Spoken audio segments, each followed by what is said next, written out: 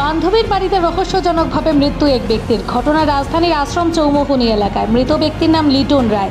তিনি পেশায় একজন ব্যবসায়ী। ঘটনার সুষ্ঠু তদন্তের দাবি জানান পরিবারের লোকজন। আমি বিজনেস করি, আমি ব্যাংকের কাজ করতে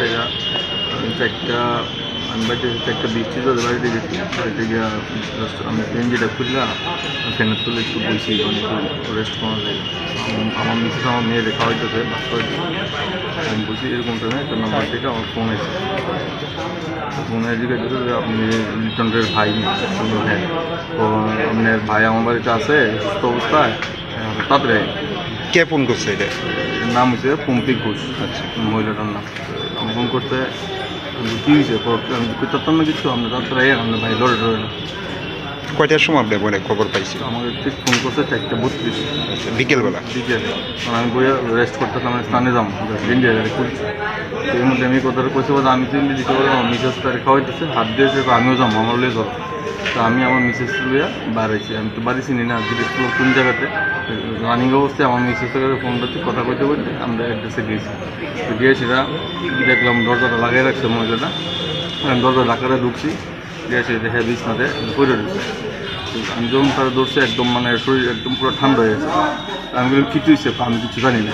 তখন কি অলরেডি মৃত? তো আমি তো আর ডাক্তার না, আমি কই যেতাম, আমি ধরে দেখছি শরীর হাত ঠান্ডা। আমি পালস চেক করলাম, পালস তো কিছু নেই। তখন আমি তো কী করবো, আমি বললাম এতক্ষণ হয়েছে ঘটনাটা, আমি একটা লোককে গিয়ে হসপিটাল নিতে পারছেন না লোক করে। তখন আমি বেশি কিছু না করে আমি সামনে থেকে আমার লোকে আরেকজনকে ফোন করছিলাম, আমার একটা বন্ধু গেছে, লগে লগে একটা ওটো এনে সেটা আমি তার জীবিতে আছি। আর মিসেস হাজব্যান্ডও বলে তার বন্ধু না কী জানি, মানে আমি শুনতে থাকি তার লোকে বলে তার কোনো সম্পর্ক আসছিল না। ঠিক আছে, আমার তো বড় ভাই, আমি সব কিছু জিজ্ঞাসা পারি। ওই সময় ওই মহিলার হাজব্যান্ড আসছিল নি? হাজব্যান্ড আসলো না বাড়ি, মিসেস মহিলাটা আসলো, একটা বাচ্চা আসছিল, বাচ্চা বলতে এবং 10-12 বছর হইল বাচ্চা আসছিল। এখন অব্দি ওই মহিলার সঙ্গে আপনারা যোগাযোগ হয়েছে নি? যোগাযোগ করছে না। কি মনে হয় কি হইতে পারে আপনার ভাইয়ের এই মৃত্যুর পেছনে? কি কমন, আমি তো বাইরে অলরেডি মৃত। যদি তখনকার সময় ঠিক আছে, তার বাড়িতে গেছে, অসুস্থ হয়েছে, যাই কিছু হয়েছে, সঙ্গে সঙ্গে যদি আমার ফোনটা করতো যে তোমার ভাই আছে, শরীর ভালো না, বা যা কিছু হয়েছে, আমি তো কিছু পারি না।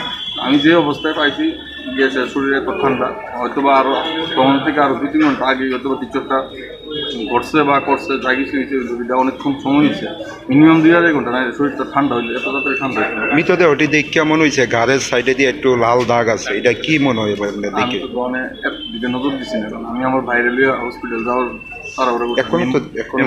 ফোন করছি, অ্যাম্বুলেন্সে করছে ঠিক আছে, আমরা জিবির থেকে রওনা দিতে আছি। 2-4-5 মিনিটের সময়ে তারাই আমার ব্যাক ফোন করছে।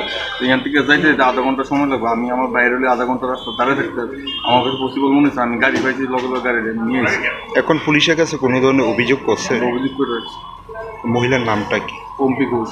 আর আপনার ভাইয়ের নাম? হাজব্যান্ডের নাম তো ওই মহিলার হাজব্যান্ডের নাম নয়ন ঘোষ। বাড়িটা কোন জায়গায়? তারপরে ভাড়া থাকে খুব সুন্দর, আসিন চৌমনি বান্ধের কিনারে।